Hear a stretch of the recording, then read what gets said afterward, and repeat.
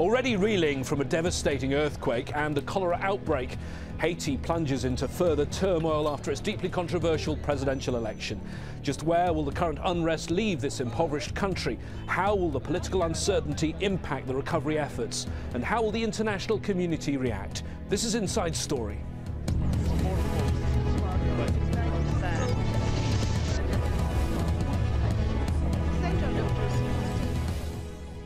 Hello, I'm James Bays. Welcome to the programme.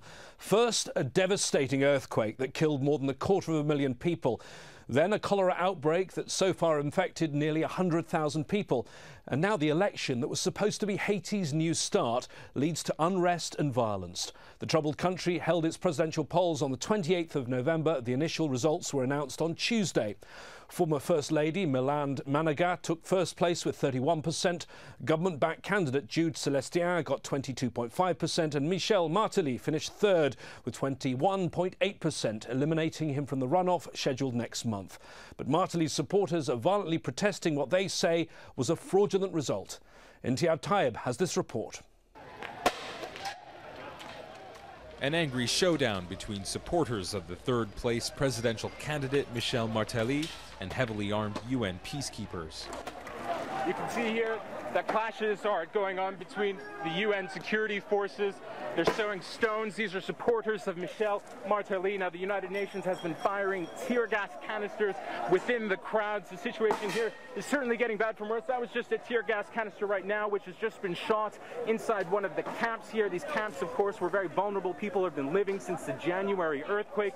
The situation here in Port-au-Prince is getting very bad here. Again, yet another tear gas canister being fired from the United Nations. What they're protecting behind there is the CEP. Now, this is the Provisional Electoral Commission Office. This is the independent body here in Haiti which is responsible for conducting the elections. It's been threatened by Martelly supporters. They've threatened to burn it down, and now here we are seeing clashes like this, stones being thrown, and indeed tear gas canisters being fired. With violence and unrest erupting across the nation, there have been calls for calm. The current and deeply unpopular president, René Préval, took to the airways to condemn Wednesday's unrest, saying it has given Haiti a bad name.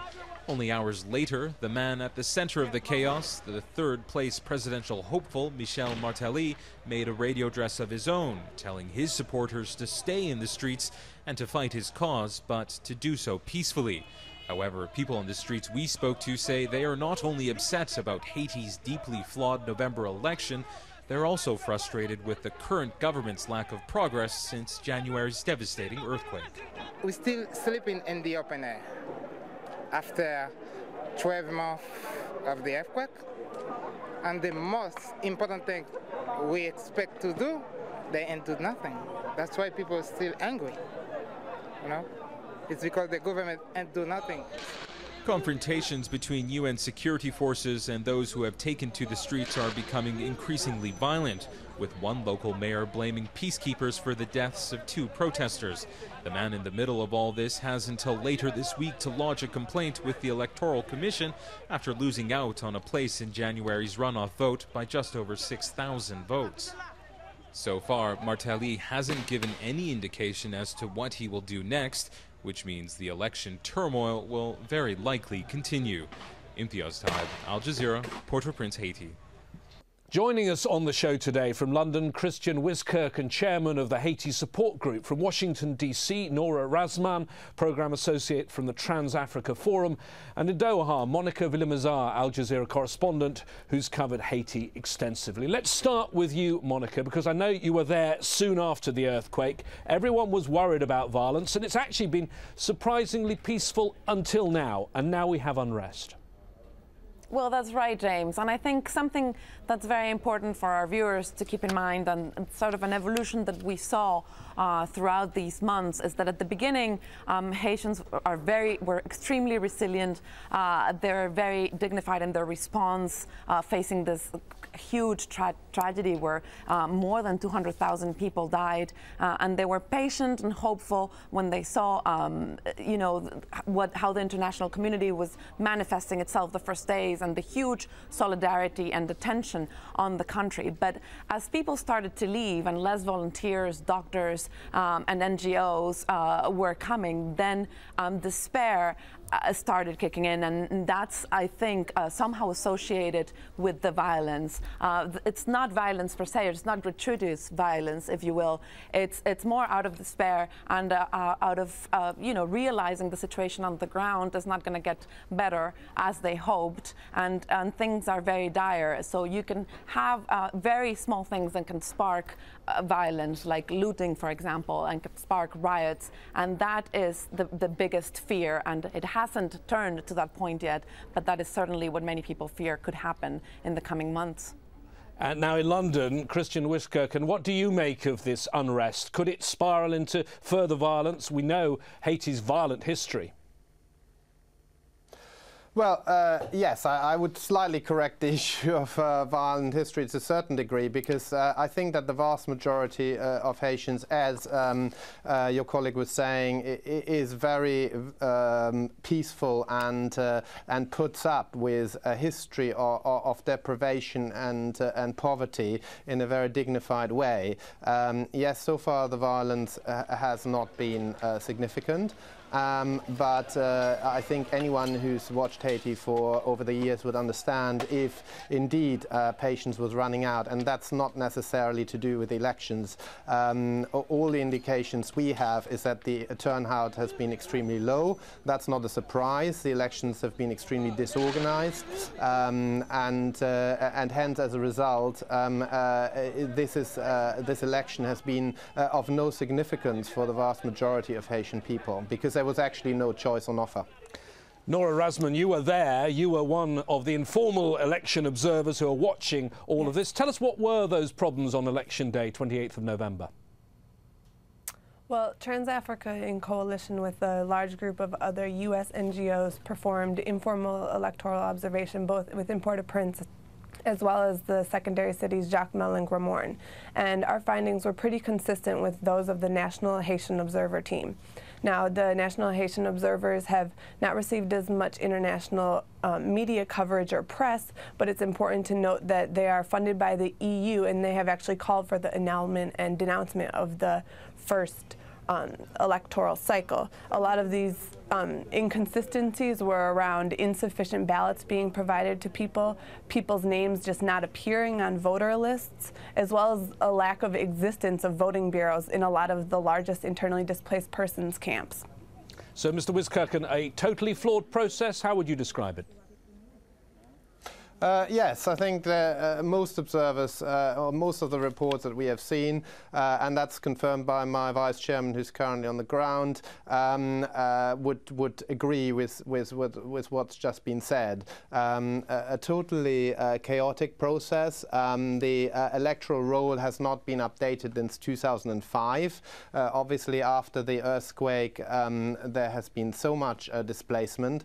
I've heard that in the big camp of Kurai says less. Out of 15,000 displaced people, 39 were registered. So I think we're now facing a situation where whoever is elected has a very small mandate indeed.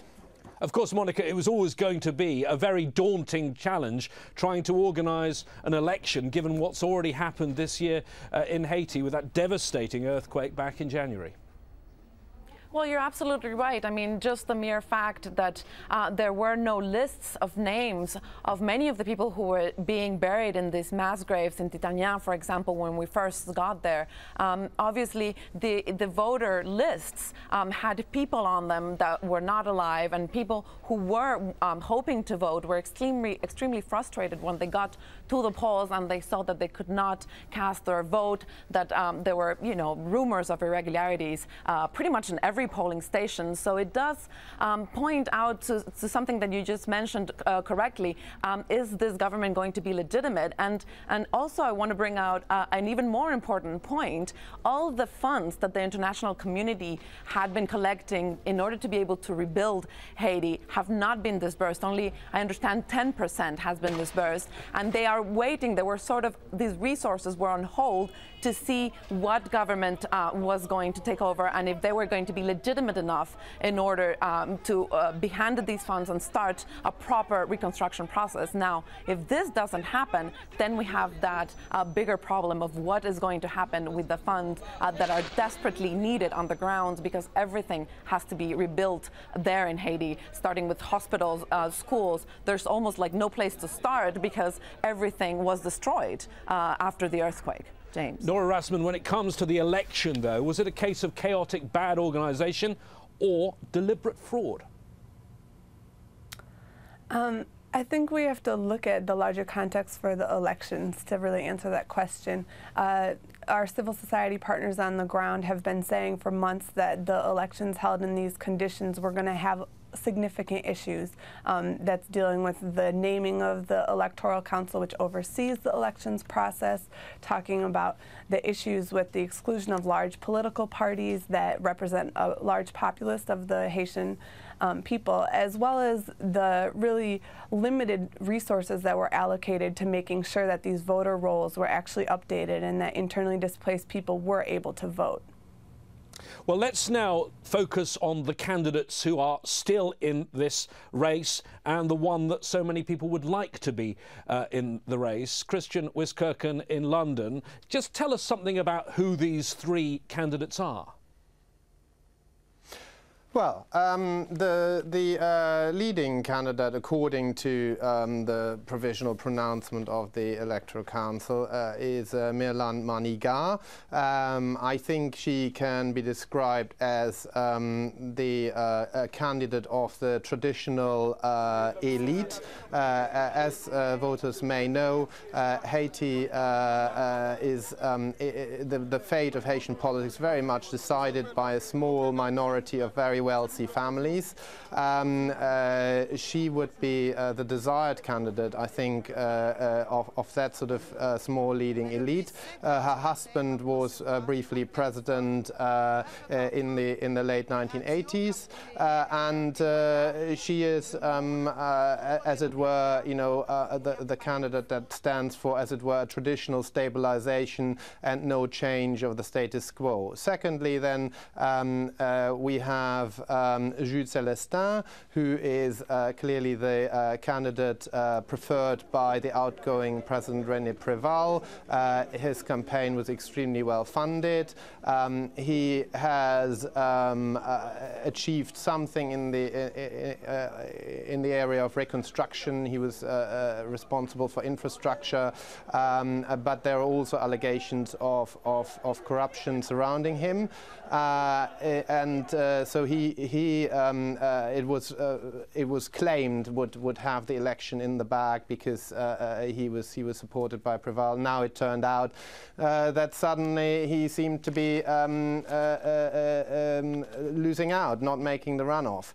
But then suddenly he superseded Michel Martelly, the third place candidate, nicknamed Sweet Mickey, very popular musician, and as it were, the anti-politician. And here's the point, I think, that Haitians have always tried to find a candidate that represents their views and that obviously represents their ambitions. And as we know, 90% of Haitians live under $1 a day.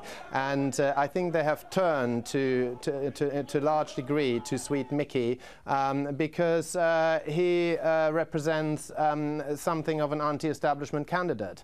Monica Sweet Sweet Mickey is quite a colourful character, bawdy, stage antics, not the sort of man you would expect to be a presidential candidate, perhaps.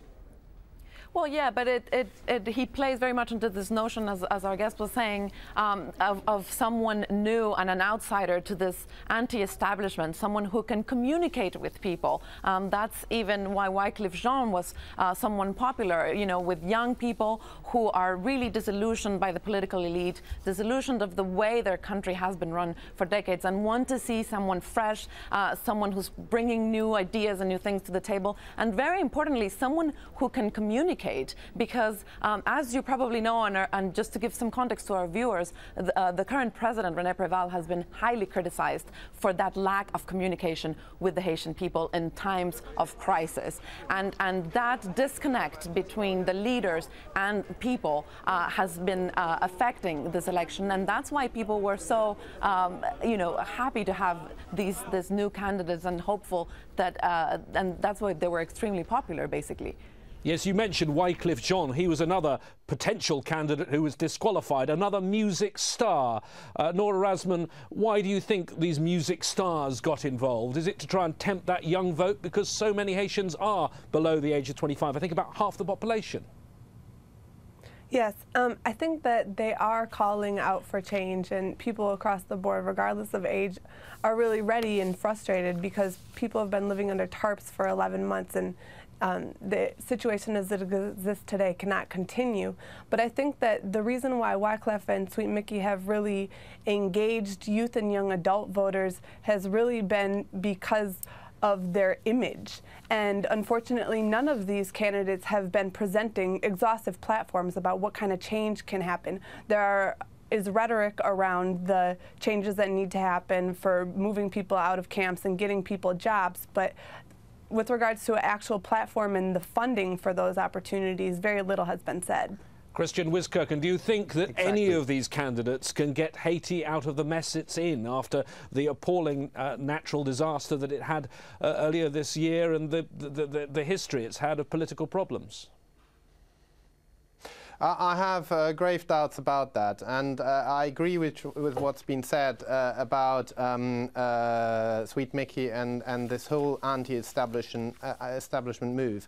And it's very regrettable that we have come to this point where we're turning to people who clearly have no experience in politics, but who can communicate and, you know, who can run a populist campaign. As far as I recall, Sweet Mickey has not come up with anything specific other than proposing to put a tax on the bourlet, the traditional gambling game in Haiti, the lottery. And so what's really needed is a new candidate, or a new, not just a new candidate, a whole new class of politicians able to really reflect the aspiration of the 95% poor majority. And whilst we're at that, the politics that's been promoted by the UN and by the United States and by the international donors, this is the real problem we need to focus on, the very limited vision of reconstruction and development, all surrounding free trade zone, all surrounding cheap production lines, which actually it's been at the root of the disaster in the earthquake, where you had hundreds of thousands flooding into the camps, into the slums, in order to pick up one of these elusive jobs in the production lines. What we need is a political party and candidates who say we need to have sustainable agriculture, we need to have investment into the environment, we need to have decentralization, and that will allow the Haitian population to build up a domestic economy, not just for export, an economy that is truly sustainable and sustains people where they actually ought to live. Nora Rasman, some might say that with those problems and those challenges, maybe what they really need is a strong man, but there doesn't seem to be a strong man in any of these candidates. I think for the grassroots and civil society organizations that we work with, there are lots and lots of strong men, and none of them are looking to this electoral process to bring that person about. For our groups on the ground, we need to look at what populist democracy actually will look like in coming years, because many organizations don't think that the answer is going to come on January 16th from the runoff elections. I think it's important to note, as was discussed earlier with regards to the violence, well, there has been an increase in violence since the decision or statement by the Electoral Council days ago, there have been lots and lots of very concertedly peaceful demonstrations over the past few months that have been organized by grassroots and neighborhood organizations. And so this populist base does exist and is organizing. And I think it's important for international donors as well as people in the solidarity movement to engage with those people, because that's really where the people are. Christian Wiskirk, and some are asking for these elections to be annulled. Do you think that's a good idea? I think it's not the issue here. I very much agree with what has just been said. I think you know, we've always known that this election would be flawed, and it's really not for me to say, you know, what is the best way forward in this respect. I mean, we are looking at the policies that are needed, and whoever now is being declared a winner, and I'm sure that someone is going to be declared a winner, needs to engage with civil society in a meaningful way, which has never happened before, with the exception of, you know, the early 90s when Aristide came to power. So that's really what's now really needed. Monica Villamazar, you go and cover Haiti for Al Jazeera, but you're also based in Washington, D.C. How do you think the international community is going to respond to all of this, and particularly the United States? Well, that's a very interesting question, James. And like I was saying before, and like we have been discussing, the really important issue here is that this power vacuum, if you will, that exists currently in the country, can be really replaced by a legitimate government. And in that sense, if the elections do not represent the will of the people, or the person elected is sort of marred with this, you know, does not really represent what the people wanted, and it's not a legitimate, you know, leader, then the international community is going to have a very hard time making a case for supporting a so-called democracy there, and also disbursing major funds that are desperately needed in order to rebuild Haiti, because after the earthquake, everything was pretty much devastated. And now there's another issue as well for the United States, one that is less talked about, but is very important, and that is the refugee issue. The United States has always been has paid close attention to the situation there, because they also fear a massive influx of refugees if the situation was to degenerate and get worse. And we know I know from covering the Pentagon and the Coast Guard that is always you know, worry for the United States, and obviously their policy in Haiti is very much geared to preventing you know, a chaotic situation in that respect. Now, the U.S. Embassy in Port-au-Prince has already said it's slightly concerned that these results that have been announced don't necessarily match what actually was the will of the Haitian people. Nora Rassman, is there anything more America can do? Can it say anything more than that? Can it go any further? Or are there negative aspects to any international intervention and involvement in all this?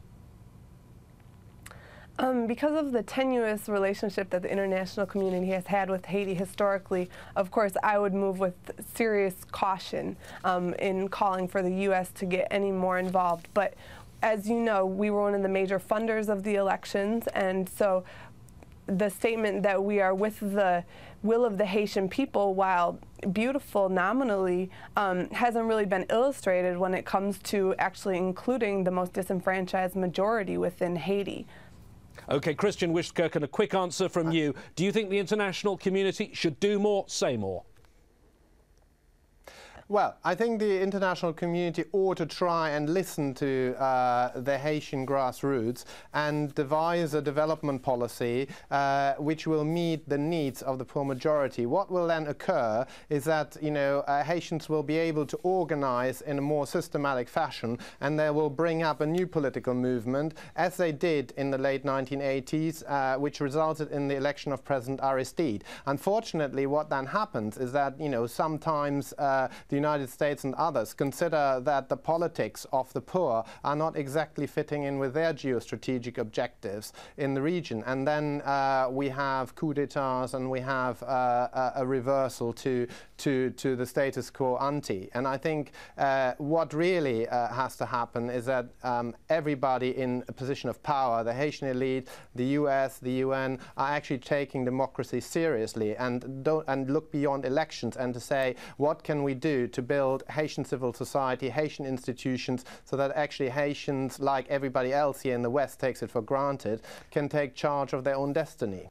Thank you very much. Thanks to all our guests, Christian Wiskirchen in London, Nora Rasman in Washington, D.C., and Al Jazeera's Monica Villamazar here in Doha. And thank you so much for joining us here on this edition of Inside Story. We welcome your comments and suggestions. Send your ideas to insidestory@aljazeera.net. Goodbye for now.